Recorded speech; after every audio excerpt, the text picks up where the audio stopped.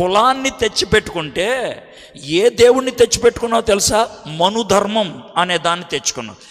నేను దాన్ని కించపరిచి మాట్లాడతా, దానికి వ్యతిరేకంగా మాట్లాడతా. అది వాళ్ళ నమ్మకం. నువ్వు క్రైస్తవుడు అయితే దాని దగ్గరికి ఎందుకు వెళ్తున్నావు అని అడుగుతున్నా.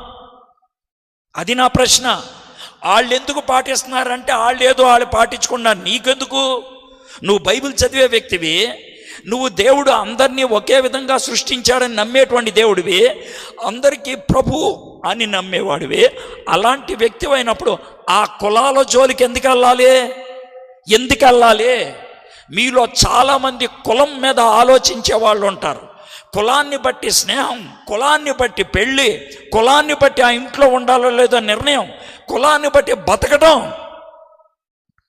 ఇంకెంత దరిద్రం అంటే, ఆ కులం ఉంటుందంటే రాయితీ వస్తుందంటే, చర్చిలో ఒక పేరు ఉంటుంది, ఆఫీస్లో ఒక పేరు ఉంటుంది. కొంతమందికి చాలామంది చదువు